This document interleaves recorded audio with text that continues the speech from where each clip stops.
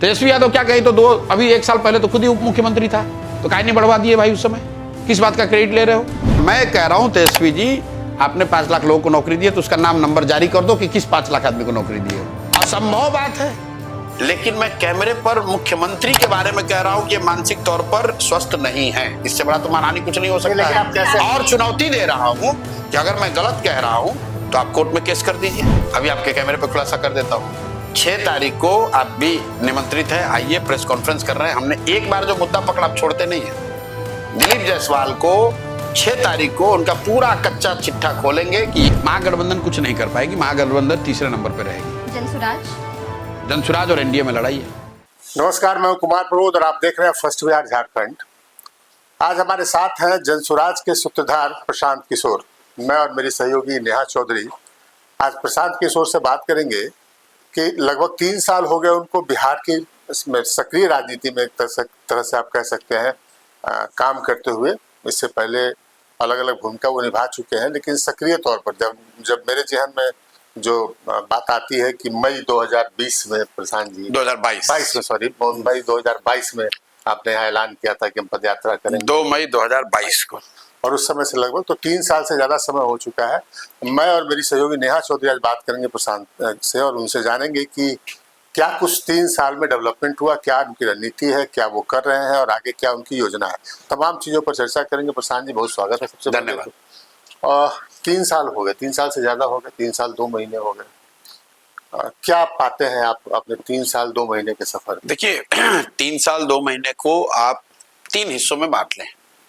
पहला 2-2.5 साल तो मैंने बिहार में जाकर पैदल जो मैंने पदयात्रा करी, करीब 5000 गांव में गया, वहां रहा। उसके पीछे जो उद्देश्य था कि बिहार की जो जमीनी हकीकत है, लोगों की जो पीड़ा है, उसको जाकर बिल्कुल लोगों से फर्स्ट हैंड समझा जाए, और सिर्फ समझा ही ना जाए, उनको उस पीड़ा से, उस वेदना से, उस बदहाली से निकालने का एक रास्ता भी बताया जाए। और 2-2.5 साल तक, मतलब मई 2022 से लेकर अक्टूबर 2024 तक मैंने सिर्फ वही किया है। कोई दल नहीं, कोई पार्टी नहीं, कोई वोट नहीं, बीच में कोई चुनाव हुआ तो कोई चुनाव नहीं, सिर्फ और सिर्फ बिहार के लोगों की बात को, उनकी पीड़ा को, उनकी परेशानी को समझना और उनको ये बताना कि किस तरीके से वो अपने इस बदहाली से निकल सकते हैं। जब 2-2.5 साल के इस प्रयास का नतीजा हुआ, जो दूसरा चरण है, जब 2 अक्टूबर को करीब 1 करोड़ लोगों ने मिलकर दल बना लिया, जिसका नाम जनसुराज रखा गया है। और दल बनने के बाद 6 महीने का आप समय देख लें, जिसमें कि उस दल के संगठन को, एक उसका जो संगठनात्मक स्वरूप है, उसको खड़ा किया गया है। आज बिहार में किसी भी दल के मुकाबले जनसुराज का जो राजनीतिक संगठन है वो बड़ा है, सबसे बड़ा राजनीतिक संगठन है, क्योंकि हम लोग 243 सीट पर प्रयास कर रहे हैं। कोई ऐसा प्रखंड, कोई ऐसा पंचायत, कोई ऐसा गांव नहीं है जहां जनसुराज का संगठन नहीं है। कहीं कमजोर होगा, कहीं मजबूत होगा, लेकिन हर जगह है। तीसरा चरण अब शुरू हुआ है जून से, जब मैं वो कर रहा हूं जिसके बारे में आप लोग जानते हैं या जिसकी चर्चा होती है, मतलब किसी दल को चुनाव कैसे जिताना है या जिताने में कैसे क्या कुछ प्रयास करना है, वो काम अब मैंने शुरू किया है जून से। तो उसका परिणाम आप आगे देखेंगे। क्या कुछ मैंने देखा, तो 2-2.5 साल के अपने अनुभव को अगर मैं कुछ शब्दों में अगर बांधूं तो ये कहूंगा कि बिहार और बिहार के लोगों की परेशानी, जितना बिहार आंकड़ों में गरीब दिखता है, उससे बहुत ज्यादा नीचे गरीब है, उससे बहुत ज्यादा लोग परेशान हैं, उससे बहुत ज्यादा पीड़ा में वो रह रहे हैं। मैं खुद बिहार का ही हूँ, यहीं पला बढ़ा हूँ, यहाँ से पढ़ाई भी करी, यहाँ नौकरी भी किया है, यहाँ पर आकर राजनीतिक क्षेत्र में भी काम किया है, लेकिन मुझे खुद भी इतनी समझ, इतनी इस बात का एहसास नहीं था कि लोग कितनी वेदना में जी रहे हैं। तो 2-2.5 साल का मेरा अनुभव वो रहा। दूसरा, मुझे संगठन बनाने के दौरान ये अनुभव हुआ कि बिहार में 60% से ज्यादा लोग बदलाव चाहते हैं। ये जो लोगों की भावना है, लोगों की समझ है कि बिहार में कुछ नहीं बदल सकता, ऐसी बात नहीं है। 60% से ज्यादा लोग बदलाव चाहते हैं, वो चाहे किसी जाति के हो, किसी धर्म के हो, किसी क्षेत्र के हो, किसी दल के समर्थक हो, बदलाव हर आदमी चाहता है। ये संभव है कि वो जो बदलाव चाहता है वो जनसुराज को ना पसंद करता हो, लेकिन बदलाव सब चाहते हैं। लालू नीतीश के 30-35 साल से जो राज चल रहा है, उससे लोग निकलना चाह रहे हैं। और मेरा जो अभी का अनुभव है पिछले 1-1.5 महीने का, जब मैं अब चुनाव प्रचार में एक तरीके से हूं, कि लोग बहुत बड़ी संख्या में जो बदलाव चाहते हैं वो जनसुराज को एक विकल्प के तौर पर, एक संभावित रास्ते के तौर पर देख रहे हैं, सुन रहे हैं। उनमें से कुछ लोगों का विश्वास बन रहा है, कुछ लोगों को अभी भी शायद मन में शक होगा, हो पाएगा कि नहीं हो पाएगा।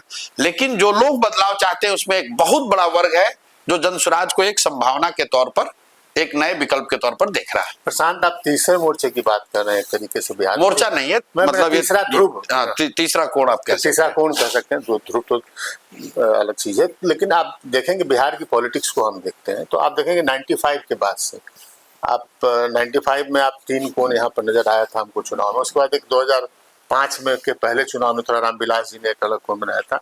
यहाँ राजनीति 2 धाराओं में आमने सामने की लड़ाई होती रही है, वहां पर आप तीसरा कोण बनकर कैसे उभरेंगे? नहीं, देखिए, जो आपने बात कही कि 95 के बाद से यहाँ पर दो ध्रुवीय राजनीति रही है, लेकिन आप स्वयं से कह रहे हैं और आपका खुद का भी अनुभव है कि इन 95 के बाद पिछले 30 वर्ष में किसी ने इस तरह का प्रयास भी नहीं किया है।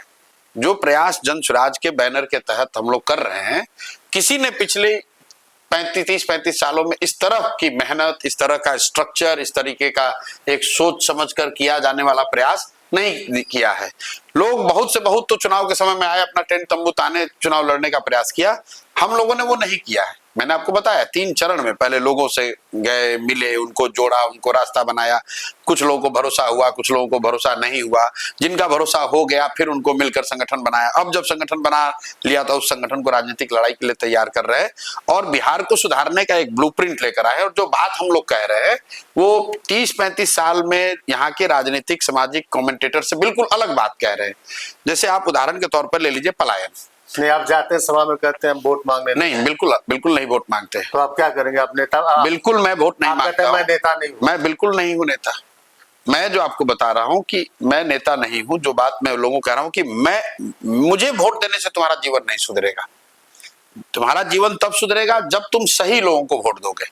जनसुराज की ओर से प्रशांत किशोर पहले ऐसे व्यक्ति हैं पूरे राजनीतिक क्षेत्र में जिसने ये कहा कि भाई अगर जनसुराज का उम्मीदवार अच्छा नहीं है, कहीं गलती से भी किसी गलत आदमी को टिकट मिल जाए तो आप उसको वोट मत दीजिए, वोट उसको दीजिए जो आपके क्षेत्र से सबसे अच्छा प्रत्याशी है। क्योंकि बिहार जीतना चाहिए और बिहार तब जीतेगा जब अच्छे लोग जीत कर आएंगे, चाहे वो जनसुराज के हो, राजद के हो, जदयू के हो, कांग्रेस के हो। ये बात सिर्फ और सिर्फ जनसुराज ही कह रहा है। प्रशांत किशोर पर क्यों भरोसा करें लोग? बिल्कुल भरोसा न करें। आपने तो ठीक मेरा भाषण सुना है। मैं तो लोगों को पहले कहता हूं कि भाई गलती से भी मेरे पे भरोसा नहीं करना, क्योंकि जैसे पहले के नेताओं ने तुम्हें धोखा दिया तो प्रशांत किशोर भी धोखा दे सकते हैं। क्योंकि वोट से पहले आने वाला हर व्यक्ति, हर नेता तो अच्छा ही बात कहता है। मैं लोगों को बताता हूं कि अगर आपको सुधारना है जीवन तो आप कैसे सुधारेंगे। आपको उसके लिए किसी पर भरोसा नहीं करना है, आपको सही रास्ता पकड़ना है। अगर आपको दिल्ली जाना है तो किस ट्रेन का ड्राइवर कौन है ये महत्वपूर्ण नहीं है, आपको दिल्ली जाने वाली ट्रेन पर बैठना है। मैं जो लोगों को बता रहा हूं कि पिछले 30-35 साल में आपने वोट किसको दिया? लालू जी को दिया, नीतीश को दिया, मोदी को दिया, या कुछ लोगों ने कांग्रेस को दिया होगा। मैं लोगों को बता रहा हूं कि आपने वोट चाहे किसी को दिया हो, जिस बात के लिए बिहार के लोगों ने वोट दिया वो तो चीज हो रही है। और मैं सभाओं में कहता हूं कि भाई अगर आपने 5 किलो अनाज के लिए वोट दिया तो बिहार में चाहे जितना भी भ्रष्टाचार हो, 4 किलो अनाज तो लोगों को मिल रहा है। लोगों ने यहाँ मंदिर के लिए वोट दिया तो बिहार की दुर्दशा गांव की चाहे जो भी हो, अयोध्या में मंदिर तो बन गया। मैं तो लालू जी के लिए कहता हूं कि भाई लालू जी को अगर आपने वोट इस बात के लिए देते हैं आप कि लालू जी ने गरीब को, वंचित को आवाज और सम्मान दिया, तो बिल्कुल सही बात है। लालू जी के राज में गरीबों को, वंचितों को सम्मान मिला, ये ठीक बात है, इसमें कोई मानने में कोई गुरेज नहीं है। ये अलग बात है कि लालू जी ने जिस समाज को आवाज दी, सम्मान दिया, उसको पढ़ाई रोजगार की व्यवस्था नहीं की। इसी तरह की मैं कहता हूं जिन आप में से जिन लोगों ने नीतीश को बिजली के लिए वोट दिया, सड़क के लिए वोट दिया, तो बिजली सड़क आ गया। आपने मोदी जी का भाषण सुनकर ये वोट दिया कि मोदी जी ने गुजरात में बड़ा विकास किया है, तो गुजरात में विकास हो रहा है। पहले बिहार से लोग जाते थे पंजाब में नौकरी मजदूरी करने, अब गुजरात में जा रहे हैं फैक्ट्रियों में काम करने। आप देखिए, लोकतंत्र की ताकत को समझिए। लोकतंत्र में आप किसको वोट देते हैं उससे ज्यादा महत्व इस बात का है कि आप वोट किस बात के लिए देते हैं। जिस बात के लिए भी आपने वोट दिया, वो चाहे मोदी को दिया, लालू को दिया, नीतीश को दिया, कांग्रेस को दिया, वो काम थोड़ा कम या ज्यादा हो रहा है। लेकिन बिहार में लोगों ने अपने बच्चों के पढ़ाई रोजगार के लिए वोट नहीं दिया। ये मैं नहीं कह रहा हूं, ये सभाओं में लोगों को मैं कहता हूं कि अपने बच्चे के नाम पर बोलो कि कभी दिया है। आज तक प्रबोध जी, आज तक 5,500 गांव में एक भी आदमी ने ये नहीं कहा है कि हमने अपने बच्चे के शिक्षा रोजगार के लिए वोट दिया है। और जब मैं ये बात कहता हूं तो लोगों को लगता है अरे भाई बात तो एकदम ठीक है। तो मैं क्या कह रहा हूं कि भाई तुम्हें प्रशांत किशोर पे भरोसा नहीं करना है, तुम्हें प्रशांत किशोर को नहीं वोट देना है, अगली बार वोट अपने बच्चे के लिए देना है। बहुत लोगों को ये नहीं समझ में आता है भाई बच्चे के लिए वोट देने से क्या होगा, तो मैं वो भी बता रहा हूं। तो रोज आप बता रहे हैं सभा नहीं, आपके दर्शकों को भी जानना जरूरी है कि बच्चे के लिए वोट देने से क्या होगा। लोकतंत्र में इतनी आपके वोट की ताकत है कि अगर आपने मोदी जी का चेहरा देखकर वोट दे दिया, चेहरा देखकर देखना मतलब मोदी जी के ऊपर भरोसा करके दे दिया, तो चाय बेचने वाले मोदी देश के राजा हो गए। आपने लालू जी के चेहरे को देखकर वोट दे दिया तो भैंस चराने वाले लालू यादव 30 वर्ष से बिहार के राजा है। आपने नीतीश जी का चेहरा देखकर वोट दे दिया तो 20 वर्ष से नीतीश कुमार यहाँ बिहार के राजा है। मैं ये कह रहा हूं कि एक बार अपने बच्चों के लिए वोट दो, अपने बच्चों की शिक्षा रोजगार के लिए वोट दो, चाहे किसी को वोट दोगे तुम्हारे बच्चों के लिए शिक्षा रोजगार होगा ही होगा। बिल्कुल प्रशांत जी, अभी आपने कहा कि मैं नेता नहीं हूँ, मेरा सवाल ये कि नेता कहलाने में क्या परेशानी है? परेशानी कुछ नहीं है, मैं जो नहीं हूं वो नहीं हूं।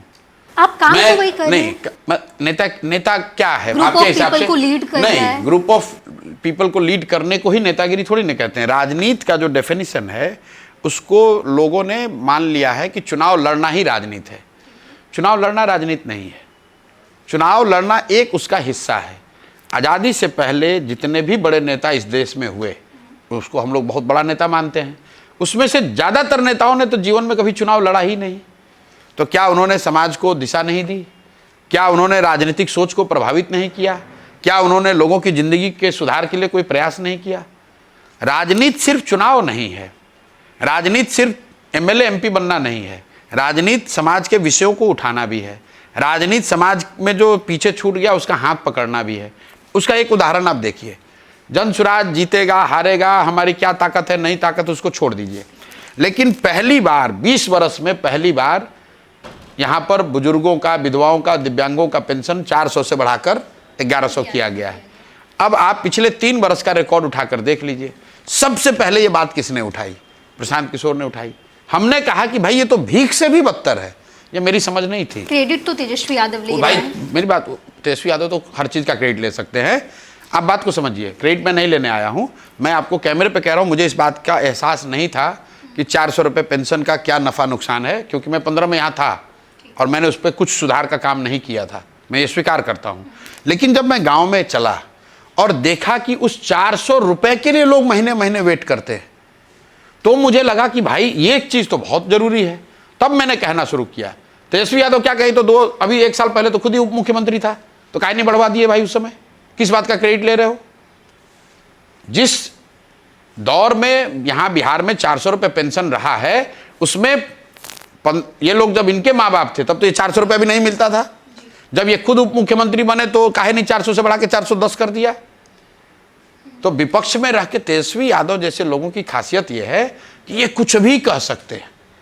जिस बिहार को इनके माँ बाप ने बर्बाद कर दिया, ये आदमी कहता है कि हम आएंगे तो बिहार को सुधार देंगे। लालू जी उस तेजस्वी तो कह रहे 20 महीने का समय दीजिए। वही तो मैं कह रहा हूं। तो भाई कोई ये पूछे कि भाई तुम 20 वर्ष तो शासन कर चुके, पिछले 35 साल में 15 वर्ष इनके माँ बाप मुख्यमंत्री रहे और ये खुद 3 वर्ष उप मुख्यमंत्री रहे।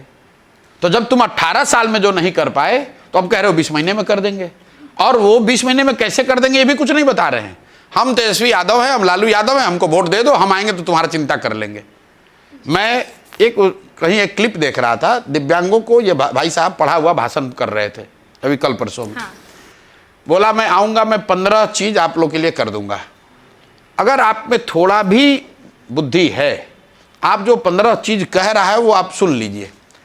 अगर वो 15 चीज़ कर देंगे, ऐसा लग रहा है कि मतलब बिहार को स्विट्जरलैंड बना देंगे। वो तो कह भी रहेंगे जी। भाई 18 साल में तो आपने बिहार को गर्त में ला दिया, अगले 20 महीने में आप स्विट्जरलैंड बना देंगे। बनाने का कोई प्लान नहीं है, खुद कोई समझ नहीं है आपको। न बिहार के कितने गांव में तेजस्वी यादव जाके एक रात भी रहे हैं पूरे जीवन में, आप बता दीजिए। रैली तो करी। अरे भाई रैली करना एक बात है, किस गांव में तेजस्वी यादव अपने जीवन में एक रात भी बिताए हैं बिहार में? आप बताइए। भाई राहुल गांधी पर हम लोग आरोप लगाते हैं, भाई वो तो मान लीजिए दिल्ली से आते हैं नहीं रहते हैं, मोदी आके नहीं रहते हैं। तेजस्वी यादव बिहार के किस गांव में रात भर रुके हैं? अरे ये लोग सुविधा भोगी पैदा हुए मुख्यमंत्री के बंगले में, बाबूजी मुख्यमंत्री थे, उसके नाम का ये लोग भजा रहे हैं। इनका अपना क्या है भाई? नहीं, लेकिन आप देखेंगे 2020 के समय जब तेजस्वी यादव कह रहे थे कि अब 10 लाख नौकरी देंगे, तो नीतीश जी कह रहे थे कि पैसा क्या अपने पिताजी क्या ठीक है, बिल्कुल ठीक कह रहे थे, छपाएंगे। लेकिन आखिरकार नीतीश कुमार अब कह रहे कि हम 12 लाख नौकरी। भाई ठीक है, अब इसका भी प्रबोध जी एक बार पटाक्षेप होना चाहिए। नौकरियां कितनी मिली नहीं मिली, किसने दिया, वो विवाद छोड़ दीजिए। एक बार को इनकी बात को मान लीजिए कि इन्होंने 5 लाख लोगों को नौकरी दी है, इसका एक ही बार में पटाक्षेप हो जाएगा। मैं कह रहा हूं तेजस्वी जी, आपने 5 लाख लोगों को नौकरी दी है तो उसका नाम नंबर जारी कर दो कि किस 5 लाख आदमी को नौकरी दी हो। आप लोग भी इतने सीनियर पत्रकार हैं भाई, 1.5 बरस से हम यही सुन रहे हैं कि नौकरी हमने 5 लाख दे दी। तेजस्वी कह रहे हमने दिलवाया, नीतीश कह रहे हमने दिलवाया। मैं कह रहा हूं भाई पहले छोड़ दो किसने दिलवाया, पहले ये बता दो कौन सा 5 लाख व्यक्ति है जिसको मिला है। 10 लाख। अरे 10 लाख तो नहीं कह रहे, वो लोग 5 कह रहे हैं। 10 लाख। अरे नहीं, वो तो झूठ बोलने का तो कोई अंत नहीं। मैं कह रहा हूं भाई तेजस्वी यादव जो कह रहे हैं कि हमने 5 लाख कह रहे हैं, 10 लाख। अच्छा चलिए भाई 5 लाख, तुम 1 लाख को दियो, तुम 1 लाख का नाम नंबर जारी कर दो। जो शिक्षकों की बहाली हुई, आप भी समझते हैं, जो शिक्षकों की नियुक्ति की बात हो रही है, वहां नए लोगों को नौकरी नहीं दी गई। जो शिक्षक पहले से ही नियोजित शिक्षक थे उनको राज्य कर्मी बनाया गया एक परीक्षा के द्वारा। भाई वो नए लोगों को नौकरी नहीं मिली, जो पहले से नौकरी कर रहे थे उनका सर्विस कंडीशन बदला। करीब 1 से 1.25 लाख लोगों को, नए लोगों को नौकरी मिली। उसमें से 60,000 से ज्यादा लोग बिहार के बाहर के लोग हैं, यहां गलत डोमिसाइल की वजह से। उस समय तेजस्वी यादव खुद उप मुख्यमंत्री थे और आज डोमिसाइल पे कह रहा है गलत है। अरे भाई जब बहाली हुई तो तुम ही तो थे उस समय, जिस नौकरी को देने का तुम दावा कर रहे हो उस समय जो गलत डोमिसाइल नीति थी तो तुम ही तो उसका जिम्मा लोगे। भाई आप बताइए इस डिजिटल युग में व्हाट प्रिवेंट्स तेजस्वी यादव और नीतीश कुमार की भाई जारी कर दो कि ये लोग हैं जिनको नौकरी मिली है, बात खत्म हो जाएगी, दूध का दूध पानी का पानी हो जाएगा। बिल्कुल प्रशांत जी, अभी आप डोमिसाइल नहीं, तो आप क्यों नहीं पूछते हैं तेजस्वी से सवाल कि सर आप तो इतने बड़े प्रकांड विद्वान हैं, जिन लोगों को नौकरी दी गई उनको बेजाब्ता उनका अपॉइंटमेंट लेटर इशू हुआ होगा, उनको सैलरी जाती होगी, उनका नाम नंबर जारी कर दो, बात खत्म हो जाएगा। लोग मान लेंगे कि भाई आप इतने लोगों को नौकरी मिली। बिल्कुल, अभी आप नौकरी मिली नहीं तो जारी करोगे कैसे भाई? मतलब आप कह रहे हैं कि नौकरी के नाम पर असंभव बात है।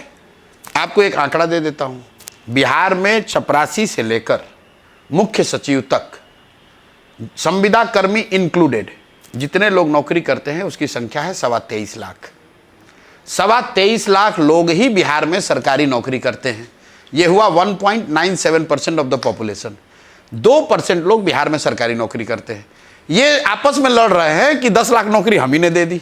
अभी 10 का, अब तो 16-20 की बात कर। फिर वही बात कर रहे हैं भाई, सरकारी नौकरी कोई ऐसी चीज तो है नहीं जो छुप जाएगी जी। अगर सरकार का हर महीने पेरोल बनता है, उनको सैलरी जाती है, तनख्वाह जा रहा है, तो आप यहाँ के सीएजी का रिपोर्ट निकाल कर देख लीजिए कि बिहार सरकार कितने लोगों को सैलरी देती है। 23.25 लाख लोगों को नौकरी सैलरी दे रहे हैं। तो भाई जब 23.25 लाख लोगों को सैलरी मिल रही है तो आखिर ये नौकरी दे किसको दिया? ये लोग हरियाणा के आदमी को दिया है। आप कह रहे हैं कि नौकरी नहीं मिली बिहार वालों को। अरे हम कहाँ कह रहे हैं, आप सीएजी का रिपोर्ट निकाल लीजिए और ये देख लीजिए, या बिहार में एक आरटीआई लगा दीजिए कि जून महीने में कितने लोगों को सरकार ने सैलरी दी है सरकारी नौकरी करने के लिए। वो संख्या है 23.25 लाख और भाई साहब कह रहे हैं कि 10 लाख हम ही ने दे दिया। बिल्कुल प्रशांत जी, मतलब बेवकूफ, मतलब या तो ये महामूर्ख है या पूरे बिहार को मूर्ख समझ रहे हैं।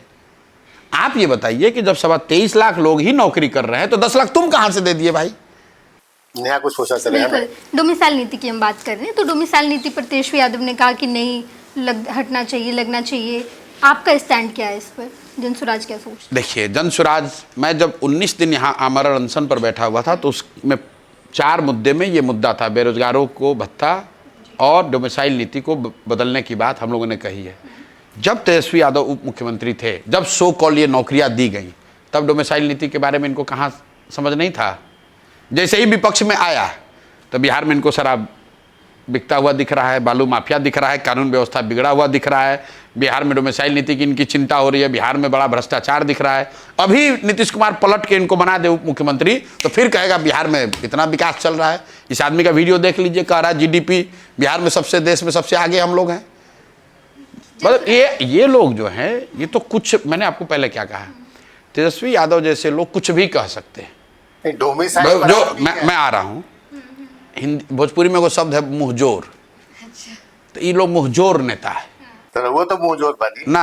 मुंहजोर जौन भोजपुरी में मुंहजोर बा, जरा आवे कुछ ना, बकैती बहुत बा, बैठ जा कुछो बक दो, कुछो बक दो। अच्छा, प्रशांत किशोर, आपने कहा मेरा डोमिसाइल, मैं बिल्कुल मानता हूं कि बिहार में कम से कम 75% नौकरियां जो हैं वो बिहार के बच्चों के लिए रिजर्व होनी चाहिए, इसलिए कि पूरे बिहार देश में हम लोग के बच्चे जाकर मजदूरी कर रहे हैं और जो थोड़ा बहुत भी नौकरी है वो बाहर के लोग लेकर आ रहे हैं, बाहर के लोगों को मिल रहा है। वो क्यों हो रहा है आप ये समझिए, वो इसलिए हो रहा है कि नीतीश कुमार जो हम लोग के मुख्यमंत्री हैं, इनको पिछले 8-10 साल में प्रधानमंत्री बनने का इनका एक सबकॉन्शियस माइंड में चलता रहा है। तो उनके दिमाग में किसी ने बैठा दिया है कि अगर अन्य राज्यों के लड़कों को नौकरी मिलेगी तो उन राज्यों में ये छवि बनेगी कि नीतीश का गवर्नेंस मॉडल इतना अच्छा है कि देखिए यूपी के लड़के जाकर बिहार में नौकरी पा रहे हैं, तो उससे हमको वहाँ नेता बनने में, वोट लेने में मदद होगी।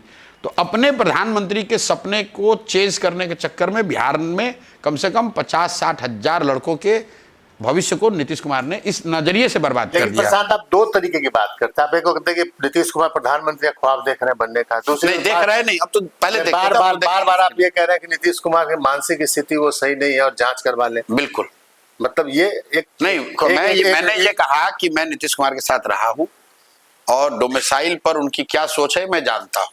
अभी की जो स्थिति नीतीश कुमार की, अब तो कोई भी सपना नहीं देख सकते हैं, कुछ भी नहीं सोच सकते हैं, जब उनको अपने स्थिति का ज्ञान नहीं है, देश के प्रधानमंत्री का नाम नहीं उनको मालूम है, वो क्या कर रहे हैं, किस जिले में जा रहे हैं, उनको ये नहीं पता चल रहा है, तो प्रधानमंत्री बनने का ख्वाब अब सब तो छोड़ दिया। वो तो पहले की मैं बात बता रहा था। आज की तारीख में नीतीश कुमार की जो स्थिति है, ये मैं नहीं कह रहा हूं, ये तो पूरा बिहार चर्चा कर रहा है। आप लोग देख रहे हैं कि नीतीश कुमार की मानसिक शारीरिक हालत ठीक नहीं है, और ये मैं कैमरे पे कह रहा हूं। आप बताइए, मैंने किसी यहाँ एक जो नेता है, ये सर्वदलीय नेता अशोक चौधरी, उसके हवाले से मैंने एक बात कही तो गया मानहानि पर केस किया है मेरे पे कि भाई ये गलत बोल रहे हैं, तो कोर्ट में केस निपटा जाएगा। लेकिन मैं कैमरे पर मुख्यमंत्री के बारे में कह रहा हूं कि ये मानसिक तौर पर स्वस्थ नहीं है, इससे बड़ा तो मानहानि कुछ नहीं हो सकता है। आप कैसे? और चुनौती दे रहा हूं कि अगर मैं गलत कह रहा हूं तो आप कोर्ट में केस कर दीजिए, आप मेडिकल सर्टिफिकेट बोर्ड बनाकर जारी कर दीजिए कि नीतीश कुमार मानसिक तौर पर स्वस्थ है। आप अगर मैं आपको कहूं कि प्रबोध जी मानसिक तौर पर स्वस्थ नहीं है, इससे बड़ा मानहानि क्या होगा? तो मैं तो कैमरे पे कह रहा हूं भाई कि मुख्यमंत्री के तौर पर नीतीश कुमार मानसिक तौर पर स्वस्थ नहीं है, बीमार हैं, उनकी जांच करा लीजिए। अगर हमारी बात गलत हो तो आप हम पर मानहानि कर दीजिए, केस कर दीजिए। एक व्यक्ति प्रसाद जी जो 2005 से बिहार की सत्ता में, जो आदमी तो 1985 में विधायक बना, केंद्र में कई दफा मंत्री रहा, उस आदमी जो बिहार का मुख्यमंत्री है, आप कह रहे हैं उसकी मानसिक स्थिति बिल्कुल, क्योंकि आज आप मान लीजिए स्वस्थ है, कल आपकी तबीयत बिगड़ सकती है। तो जब आप स्वस्थ हैं और आपने पत्रकारिता की है, जब आप अस्वस्थ हो जाएंगे तो क्या करेंगे? लोग कहेंगे नहीं भाई प्रबोध जी जब स्वस्थ थे तो बहुत अच्छे पत्रकार थे। सरकार चला रहे उनके 4-5 उगाही मंत्री और 4-5 सलाहकार जो अफसर रिटायर्ड हैं, ये सबको ही जानता है। आप तो ऐसे पूछ रहे हैं कौन चला रहा है, कौन चला रहा है, ये हमसे बेहतर तो आप जानते हैं। भाई 3-4 अफसर जो रिटायर्ड हो गए, सलाहकार के तौर पर नियुक्त कर दिए गए, और 4-5 है जो उगाही मंत्री है। ये चारों 5-7 लोग मिलकर नीतीश कुमार को एक तरह से कैप्चर कर रखा है, और जिस तरीके से वो चाह रहे हैं वो हो रहा है। वरना नीतीश कुमार में चाहे जितनी कमियां हों, मैं नीतीश कुमार को व्यक्तिगत तौर पे जानता हूं, नीतीश कुमार ट्रांसफ़र पोस्टिंग में पैसा नहीं ले सकते हैं। नीतीश कुमार भाई भतीजावाद नहीं करते हैं, जो गलत है वो गलत है, जो सही है वो सही है। लेकिन आज जो स्थिति है बिहार में, गांव-गांव में लोग बता रहे हैं कि लालू जी के टाइम से भी ज़्यादा स्थिति खराब है, इससे ज़्यादा भ्रष्टाचार बिहार ने कभी देखा ही नहीं। तो अगर ये नीचे जो भ्रष्टाचार हो रहा है तो कहीं तो ऊपर कोई मलाई मार रहा है, और ये मलाई कौन मार रहे हैं? यही मंत्री जो चिल्ला रहे हैं, बिलबिला रहे हैं। नहीं, लेकिन आप हिट एंड रन वाली स्थिति में आप क्रिएट करते हैं। आप कहते हैं कि दिलीप जायसवाल किसी कॉलेज में क्लर्क थे, वहाँ मालिक बन गए, हम कागजात पूरा पेश करने जा रहे हैं, कर रहे हैं।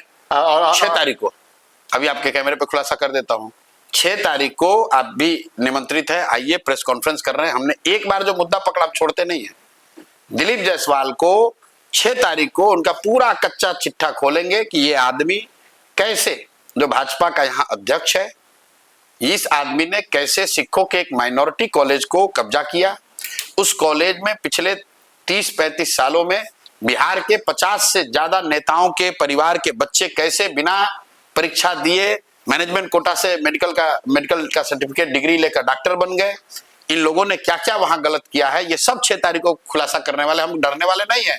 हमने जिस दिन कहा, ये शायद आपने राजनीतिक जीवन में कभी देखा नहीं होगा, ये आदमी इतना डरा हुआ है कि उसके बाद से उसका कुछ प्रतिकार भी नहीं किया है। चुप। नहीं तो आप लोग बच गए ना। आपने कहा कि आपने ऐसी बात बोल दी कि आप पर जो केस करने वाले थे। कौन सा केस भैया? आप बताइए। आपको कहा कि हम साइबर थाना में केस किए हैं, आप बताइए। हम तो कैमरे पर करे भाई साइबर थाना का जिस पर केस हुआ है, पुलिस वाले काहे नहीं आ रहे हो भाई हमको अरेस्ट करने? साइबर थाने में भाई आप रूलिंग पार्टी के अध्यक्ष हैं। आपने प्रशांत किशोर पर साइबर गलत करने का, साइबर फ्रॉड का केस किया है, और ऐसा है कि थाना वाले हमारे पास नहीं आ रहे हैं, हमको पकड़ने नहीं आ रहे। हम दिन भर घूम रहे हैं, इंटरव्यू दे रहे हैं। ये दिखाता है कि इस आदमी ने ना केस किया। अगर केस करने गया होगा तो पुलिस वालों ने कहा तो केस तो कोई बनता ही नहीं है, क्योंकि वो जिस पेज की वो बात कर रहे हैं वो पेज है ही नहीं, वो तो ग्रुप है। पर आप क्लियर कर चुके हैं। तो ये आदमी को तो समझ ही नहीं है, लेकिन उस चक्कर में उल्टा उनका जन्म कुंडली खुल गया। अब मंगल पांडे जी पर आपने हिट कर दिया एक बार, फिर वापस हो गए। कहाँ वापस हो गए? मंगल पांडे जी की जो स्थिति है, मैं सिवान में गया, लोगों ने मंगल पांडे पर सवाल किया। लोगों ने कहा कि इस शख्स ने कहा है कि बिहार में अभी मंगल काल चल रहा है, स्वास्थ्य सेवा। तो मैंने कहा कि भाई मंगल काल उनका चल रहा होगा, मंगल काल सरकार के लोगों का चल रहा होगा, देश राज्य की जनता के लिए तो इससे अमंगल काल कोई था नहीं। और मंगल पांडे वही व्यक्ति हैं जो मैंने लोगों को बताया, जो कोविड के दौरान स्वास्थ्य मंत्री थे। तो कोविड के दौरान यहाँ स्वास्थ्य सेवाओं का क्या हुआ था, लोगों को कितना कष्ट हुआ था, लोगों को याद होना चाहिए। अगर कोई दूसरा व्यक्ति उस समय स्वास्थ्य मंत्री होता, या तो उसमें थोड़ी भी लज्जा होती तो इस्तीफा दे दिया होता, या लज्जा नहीं है तो कहता भाई हमको कोई दूसरा मंत्रालय दे दो। ये आदमी फिर से स्वास्थ्य मंत्री बना है, और बिहार की स्वास्थ्य व्यवस्था की क्या हालत है वो किसी से छुपी हुई नहीं है। विश्वस्तरीय अस्पताल पीएमसीएच, अरे भाई इसी दुनिया का दूसरा सबसे बड़ा अस्पताल, उसी अस्पताल में मुजफ्फरपुर में पासवान समाज की बेटी का रेप हो गया। 4 दिन वो एसकेएमसीएच से जब ट्रांसफर की गई, दिन भर वो बच्ची यहाँ तड़पती रही, 8 घंटे उसको एडमिशन नहीं मिला। जब उसको एडमिशन मिला तो इमरजेंसी में नहीं, आईसीयू में नहीं, गायनी में एडमिशन ले लिया। उसको ऑक्सीजन देरी से मिली, उसका जो ऑपरेट करना था वो नहीं हुआ, और वो बच्ची की डेथ हो गई है। और ये आदमी स्वास्थ्य मंत्री होने का दावा कर रहे हैं। शर्म आनी चाहिए इनको। ये सब कॉटन बैंडेज में पैसा कमाने वाले लोग हैं, और प्रशांत किशोर ऐसे लोगों से डरने वाले नहीं है। ये कहता पर केस होगा, आप कर दो भाई कॉटन। अरे भैया कह रहे हैं मंत्री कैसे कॉटन? अरे भाई लेता ही है सब कुछ, पूरा बिहार जानता है। बिहार में जो स्वास्थ्य मंत्री बनता है उसका पहला काम क्या है? पहले वो सूची बनवाता है कौन कौन डॉक्टर का प्रैक्टिस ज्यादा चल रहा है, और फिर उन डॉक्टरों का, सरकारी डॉक्टर का, और उन डॉक्टरों का इतना दूर ट्रांसफर करो कि वो डर के मारे आए 5 लाख रुपया दे, 10 लाख रुपया दे। यहाँ स्वास्थ्य मंत्री इसीलिए लोग बनते हैं कि डॉक्टरों का ट्रांसफर करो और उससे डरा के पैसा लो। कैमरे पे कह रहा हूँ, सारे डॉक्टर बिहार के सुन रहे हैं, वो आपको सब बताएंगे कि भैया ठीक बात कह रहे हैं। अरे ये लोग इतने भ्रष्ट हैं, अगर ये भ्रष्ट नहीं होते तो बिहार में स्वास्थ्य सेवाओं की यही हालत होती, यही हालत होती। आप पीएमसीएच में आप बताइए तो कोई आदमी यहाँ बीमार पड़ जाए, कोई जाएगा पीएमसीएच? मुख्यमंत्री खुद जाएंगे पीएमसीएच? मुख्यमंत्री तो एम्स में जाते हैं। मुख्यमंत्री एम्स जाते हैं, विदेश जाते हैं। लालू जी विदेश गए। ये लोग 35 साल यहाँ पर बिहार में इतना बढ़िया व्यवस्था बनाया है कि अपना पेट भी खराब होता है तो विदेश जाता है चेक कराने, और यहाँ पर कह रहा है कि बिहार की जनता के लिए बहुत अच्छा स्वास्थ्य व्यवस्था बना दी, विश्व स्तरीय बना दी। शान जी, अभी आप नीतीश कुमार, तेजस्वी यादव, दिलीप जायसवाल, इन तमाम लोगों के बारे में बात किया। ये तमाम लोगों की एक ही शिकायत है कि प्रशांत किशोर बहुत व्यक्तिगत टिप्पणी करते हैं। एक अगर कोई मेरे पे इल्जाम नहीं लगा सकता है तो ये कि मैं किसी के व्यक्तिगत जीवन पर कोई टिप्पणी नहीं करता हूँ। नीतीश कुमार व्यक्तिगत जीवन में क्या करते हैं उससे मेरा कोई सरोकार नहीं है। लालू जी के लड़के आपस में लड़ रहे हैं, तेज प्रताप क्या कर रहे हैं, मेरा कोई बयान सुना दीजिए, मैं कहता हूँ भाई ये हमारा विषय नहीं है। हम नीतीश कुमार मुख्यमंत्री और उनके कामकाज पर टिप्पणी कर रहे हैं, हम मंगल पांडे पर कोई व्यक्तिगत टिप्पणी नहीं कर रहे हैं। हम स्वास्थ्य मंत्री के तौर पर वो क्या कर रहे हैं नहीं कर रहे हैं उस पर टिप्पणी कर रहे हैं। मुझे अशोक चौधरी व्यक्तिगत जीवन में करते उससे कोई लेना देना नहीं है। नेता के तौर पर वो क्या कर रहे हैं वो ये बता रहे हैं। शांभवी चौधरी पर आपने कहा कि वो पैसे देकर टिकट नहीं, बिल्कुल मैंने ये नाम नहीं लिया। मैंने ये कहा कि पूरे बिहार में लोग जानते हैं कि जो टिकट अशोक चौधरी ने अपने बेटी के लिए लिया, उनकी बेटी का मैंने नाम नहीं लिया है, सुन तो लीजिए तो ठीक है ना, कि इन लोगों ने टिकट अपने बच्चों के लिए पैसा देकर खरीदा। ये मैं नहीं कह रहा हूं, सिर्फ पूरे बिहार के राजनीतिक कार्यकर्ता जानते हैं।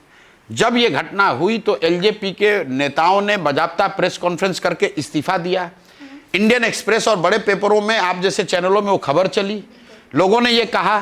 तो भाई ये प्रशांत किशोर थोड़ी ना कह रहे हैं, ये तो पहले से पब्लिक डोमेन में है। जी प्रशांत जी, अशोक चौधरी ने अपनी बेटी के लिए पैसे देकर टिकट लिया, ठीक है? बिल्कुल।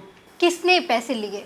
अब जिसने लिया, जिससे टिकट लिया नहीं, उसने आप लिया उनके होगा बारे में पैसा। कुछ नहीं कहते, उनके किसने- बारे में भी कह रहे हैं। बताइए अरे ना, भाई, जब किसने हम लिए आपको पैसे? कह रहे हैं कि इन्होंने पैसा देकर टिकट खरीदा, किसने लिए तो पैसे, जिसने प्रशांत टिकट जी? दिया, अब जिसको दिए होंगे वो जानते होंगे। अशोक चौधरी, हम ये वहां कमरे में थोड़ी ना बैठे किसको लोजपा दिया। रामविलास का भाई अगर टिकट लिया है, ऐसा है, लोजपा रामविलास के ही नेताओं ने प्रेस कॉन्फ्रेंस किया और उन्होंने ये बात कही कि हम लोग के पार्टी में ये बाहर से आए हुए लोग, इनको टिकट मिला है, बिक गया, इसलिए हम लोग पार्टी से इस्तीफा दे रहे हैं। जिम्मेदारी तो राष्ट्रीय अध्यक्ष की है। अब जिसकी भी हो, चिराग पासवान ने जिसकी पैसे भी हो, लिए। जिसकी आप भी हो, चिराग पासवान के बारे में कुछ उनको नहीं भी, कहते, उनके लिए भी प्रशांत बोल रहे हैं। जी। भाई तो आप कहिए ना, अगर मेरी चिराग हाँ। पासवान से कोई इस पे साठगांठ होती तो मैं ये क्यों बात उठाता। नहीं, आपकी उनसे अच्छी मित्रता है तो आप उनके मित्रता बारे में कुछ मित्रता नहीं दूसरी कहते। बात है। मित्रता तो मेरी नीतीश कुमार से ज्यादा तो किसी से नहीं है।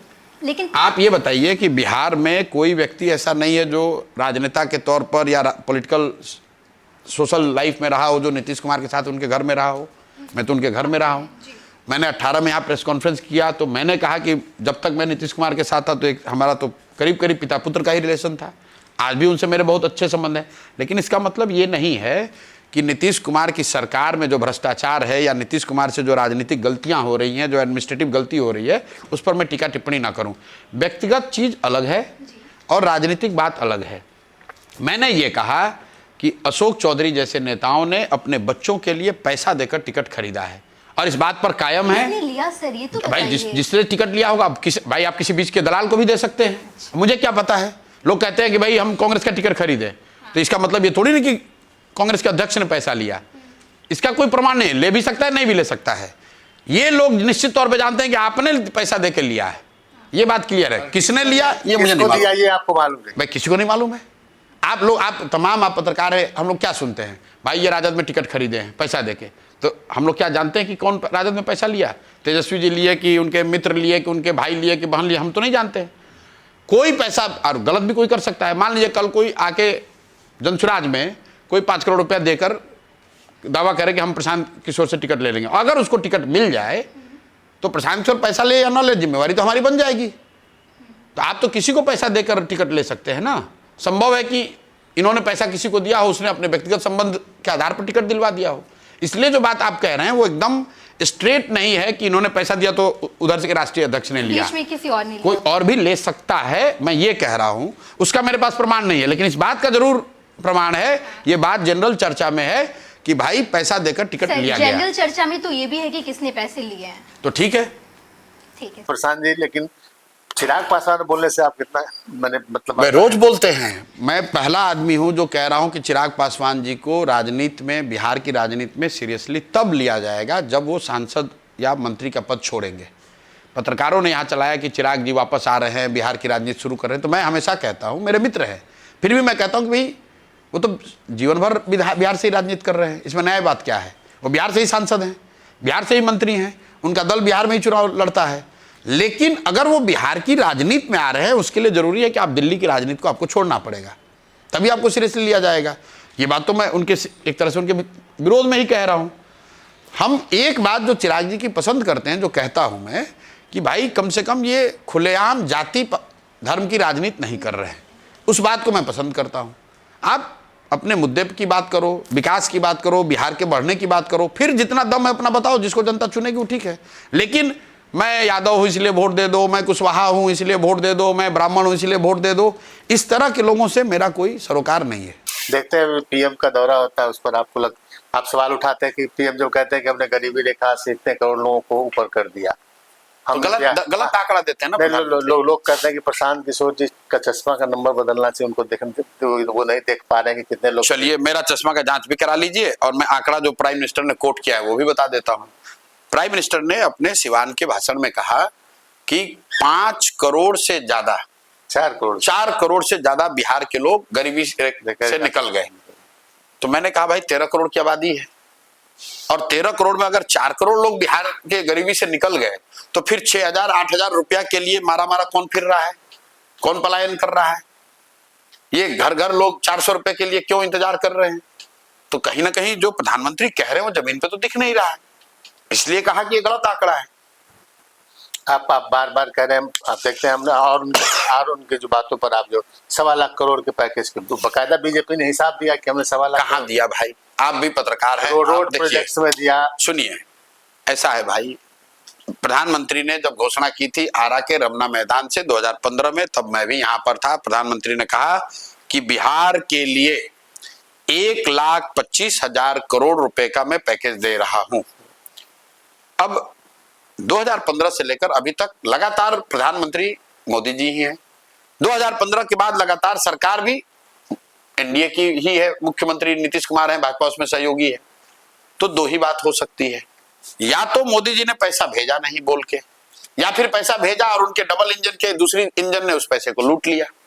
क्योंकि 1,25,000 करोड़ का काम आपने अगर कहीं देखा हो तो वो बता दीजिए कि प्रशांत जी देखिए आप क्या बात कर रहे हैं, ये 10 काम हुआ 1,25,000 करोड़ का। जैसे तेजस्वी को मैं कह रहा हूं भाई नौकरी अगर दिए हो तो लिस्ट जारी कर दो, तो भाई 1,25,000 करोड़ का काम कोई हवा में तो होगा नहीं। उसको बीजेपी सूची जारी कर दे कि ये 10 काम हुआ है जो कि 1,25,000 करोड़ रुपया जो आया इस पे खर्च किया गया। कुछ लोगों को ये लग रहा है कि सड़कें बहुत बनी है। मैं आपको बता दे रहा हूं कि ये बिहार के लोगों के साथ बहुत बड़ा भ्रम फैलाया जा रहा है कि कोई बहुत बड़ा एहसान कर रहे हैं। भाई अगर आप नॉर्थ और साउथ को कनेक्ट कर रहे हैं, अगर आप गोल्डन क्वाड्रेटल बना रहे हैं, अगर आप ईस्ट और वेस्ट को जोड़ेंगे तो बिहार तो उसमें आएगा ही ना आएगा भाई। उसमें बिहार के लिए तुमने कुछ अलग से थोड़ी ना कर दिया है। उसमें जो राज्य आएंगे उसमें आपको सड़क बनानी पड़ेगी। वो बिहार के लिए क्या किया है आपने? ये तो केंद्र सरकार ने कहा भाई हम ईस्ट और वेस्ट को जोड़ेंगे, तो वो कॉरिडोर जब बिहार के जिस हिस्से से पास होके गया वहां पर रोड सही हो गई। उसमें बिहार के लिए अलग से आपने क्या किया? बिहार की सबसे बड़ी समस्या एनएच नहीं है, बिहार की सबसे बड़ी समस्या पलायन है, बिहार की सबसे बड़ी समस्या बेरोजगारी है। प्रशांत आपको क्या लगता है, जो आप लगातार जो आप 3 साल से मेहनत कर रहे हैं उसका रिजल्ट आपको चुनाव में देखने को रिजल्ट आपको बिल्कुल दिखेगा, और बिहार के ही लोगों को नहीं देश के लोगों को ये अप्रत्याशित रिजल्ट दिखेगा। बिहार में इस बार इतना बड़ा परिवर्तन होने जा रहा है कि आप लोग सब हतप्रभ रह जाएंगे। जैसे 14 में लोगों को पता नहीं था कि कोई मोदी आएंगे और पूरा देश जीत जाएंगे, वैसा आपको दिखेगा। क्योंकि हर बात से आप लोग सहमत हैं कि बिहार में भ्रष्टाचार है, लोग उकताए हुए हैं, लोग बदलाव चाहते हैं, लोग नीतीश लालू से ऊब गए हैं, लोग विकल्प चाहते हैं। ये सारे एनालिसिस से आप नेता एनालिस्ट सब सहमत हैं। फिर आप कहते हैं कि नहीं सब तो है लेकिन बिहार से जात नहीं जाएगा। तो चूंकि आपका बिहार के प्रति पूर्वाग्रह है कि ना बिहार में तो ऐसे ही होता है कि लोग नरक का जिंदगी भी जिएंगे लेकिन नहीं सुधरेंगे, ये जो एजम्पशन है मुझे लगता है जो मैं जमीन पर देख रहा हूं वो मैं उससे सहमत नहीं हूं। बिहार के लोग मजबूरी में लालू के डर से नीतीश भाजपा और भाजपा के डर से लालू को वोट देते रहे, लेकिन अगर उनके सामने एक सशक्त ईमानदार प्रयास विकल्प उनको दिखेगा तो एक बहुत बड़ा वर्ग जो बदलाव चाहता है वो उसको वोट देगा। तो प्रशांत जी आप कह रहे हैं कि इस बार ऐसा रिजल्ट आएगा जो हर कोई हैरान रह जाएगा उस रिजल्ट से।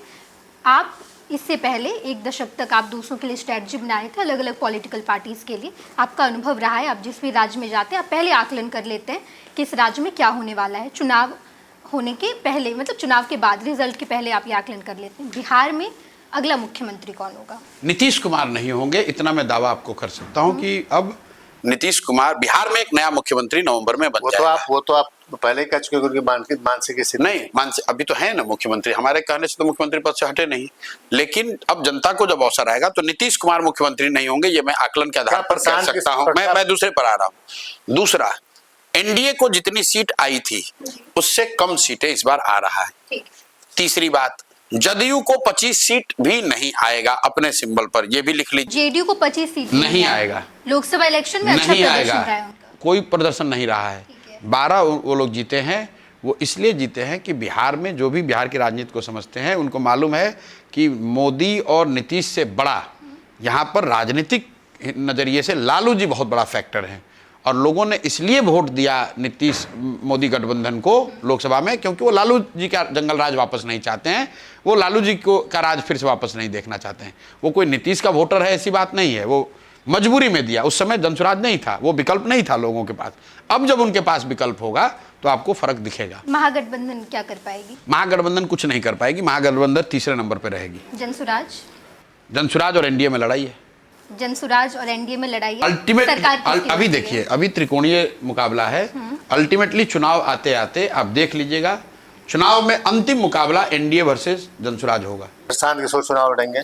चुनाव लड़ सकते हैं, अभी ये तय नहीं हुआ। हम लोग की कार्यकारिणी परिषद चिराग है। पासवान वाली बात आप बोल रहे, लड़ सकते हैं, नहीं लड़ सकते? हाँ, तो भाई लड़ना मैंने बताया ये बात और कई महीनों से बता रहे हैं कि अगर पार्टी ने सबने मिलकर तय किया कि हमको चुनाव भी लड़ना चाहिए तो लड़ेंगे चुनाव। कहाँ से लड़ेंगे? अभी तो फॉर्म हमारे साथियों ने राघोपुर से भर दिया है। मतलब आप बक्सर, आपका गृह जिला? नहीं, बक्सर से नहीं चुनाव लड़ेंगे। अगर लड़ेंगे तो पार्टी तय करेगी कहाँ से लड़ेंगे। अभी हम लोग के यहाँ जो प्रक्रिया है, जिसको भी चुनाव लड़ना है उसको आवेदन देना है। तो मैंने कैमरे पे पहले बताया हुआ है कि राघोपुर से कुछ साथियों ने हमारे नाम से फॉर्म भरा हुआ है। इसका मतलब ये नहीं कि मैं लड़ रहा हूँ, लेकिन अगर लड़ूंगा तो जहां से पार्टी तय करेगी वहीं से लड़ूंगा। बिल्कुल। सीएम चेहरा कौन होंगे जनसुराज की तरफ से? सीएम चेहरा बिहार में जब जनसुराज जीत कर आएगा तो जो लोग मिलकर बैठेंगे वो तय कर लेंगे। प्रशांत किशोर होंगे सीएम पद के? नहीं कह सकते ये बात नहीं कह सकते हैं, इनकार भी नहीं कर सकते हैं। नहीं, ये जनसुराज के लोग ही जो जीत कर आएंगे वही तय कर सकते हैं। क्योंकि अगर आप लोगों ने कहा भाई जनसुराज का अध्यक्ष कौन बनेगा, तो जैसे जनसुराज के लोगों ने मनोज भारती जी को चुना, फिर लोगों ने कहा ये तो राज्य का अध्यक्ष बनाए हैं, राष्ट्रीय अध्यक्ष तो खुद ही बन जाएंगे। तो आप देख रहे हैं कि उदय जी नए राष्ट्रीय अध्यक्ष हैं। पहले से तो किसी ने स्पेकुलेशन नहीं किया था कि ये दो लोग बनेंगे। उसी तरीके से जब जनसुराज जीत कर आएगा तो सारे साथी मिलकर तय कर लेंगे कि कौन लीड करेगा। नेहा आपके साथ कुछ रैपिड फायर राउंड टाइप कुछ खेल, मतलब जब सवाल में आप ना पकड़ सकें तो रैपिड फायर में हो जाइएगा। बिल्कुल सर। जी। एक दो शब्द का इस्तेमाल करूंगी, 30 सेकंड में जो भी जवाब आ रहा है आप दे दीजिए। जनसुराज। जनता का राज। बिहार विधानसभा चुनाव। बदलाव। 2025 में मुख्यमंत्री का चेहरा। नीतीश को छोड़कर कोई भी। 2005 के पहले का बिहार। जंगल राज। सीएम नीतीश का शासनकाल। 2 हिस्से में, 2005 से 2012-13 का एक हिस्सा जिसमें उन्होंने कुछ काम किया, सुधार किया। 2013 से 2025 जिसमें उन्होंने सिर्फ अपनी कुर्सी बचाई। वक्फ कानून। विरोध में। बिहार के युवा बदलाव के लिए तैयार है। कुछ नेताओं का नाम लूंगी, क्या सोचते हैं उनके बारे में? नीतीश कुमार। राजनीति के अंतिम दौर में है। तेजस्वी यादव। लालू जी के लड़के हैं। नरेंद्र मोदी। देश के प्रधानमंत्री हैं। अमित शाह। अपने पार्टी के लिए बहुत बड़े स्ट्रेटेजिस्ट हैं। अपने पार्टी के लोगों के लिए बहुत बड़े स्ट्रेटेजिस्ट हैं। ममता बनर्जी। बंगाल की मुख्यमंत्री हैं, बहुत लड़ाकू महिला है। ये तो हम सब जान रहे हैं सर, इसके अलावा आप यही तो बता रहे हैं, सोचते हैं मैंने बोला बहुत लड़ाकू महिला है। अच्छा। राहुल गांधी। कांग्रेस के नेता हो गए हैं, देश का नेता होना बाकी है। लालू यादव यहाँ सामाजिक न्याय और वंचितों के लिए, गरीबों के लिए उन्होंने काम किया है, उसके लिए उनका सम्मान होना चाहिए। लेकिन लालू जी ने जो बात मैंने आपको पहले कही कि जिस समाज को उन्होंने आवाज़ दी, सम्मान दिया, उसके लिए शिक्षा, रोजगार, पूंजी की व्यवस्था नहीं की, ज़मीन की व्यवस्था नहीं की। इसलिए एक हिस्से के लिए उनका सम्मान होना चाहिए, दूसरे हिस्से के लिए उनका विरोध होना चाहिए। किस हिस्से के लिए? जो सम्मान और आवाज़ दिया उसके लिए उनका सम्मान होना चाहिए, और उन बच्चों के लिए शिक्षा, रोजगार, पूंजी, जमीन की व्यवस्था नहीं की, इसके लिए उसका विरोध होना चाहिए। चिराग पासवान। सुलझे हुए व्यक्ति हैं, युवा नेता हैं, जमीन पर अगर आकर बिहार में काम करेंगे तो बिहार के राजनीति को, यहाँ लोकतंत्र को उससे फायदा होगा। और आपके अच्छे मित्र? मेरे मित्र हैं, वो तो ठीक बात है। ठीक है, कुछ नेताओं का नाम लूंगी, कौन बेहतर लगते हैं? लालू यादव, नीतीश कुमार। नीतीश कुमार। क्यों? दोनों में चुनना है तो नीतीश कुमार कंपैरेटिवली बेहतर। बिल्कुल। राहुल गांधी, नरेंद्र मोदी, वजह बताइएगा सर। नहीं, आप दोनों में बेहतर कौन है? हाँ। ये हमारे पे ग्रेड से ऊपर का सवाल है। ये तो देश की जनता बताएगी कौन बेहतर है। फिर भी आप क्या सोचते हैं? हमारे सोचने से क्या होता है, देश की जनता चुनती है ना। ये आपके पे ग्रेड के ऊपर का सवाल है। अच्छा। चंद्रबाबू नायडू, जगनमोहन रेड्डी। चंद्रबाबू नायडू। तेजस्वी यादव, चिराग पासवान। चिराग पासवान। क्यों?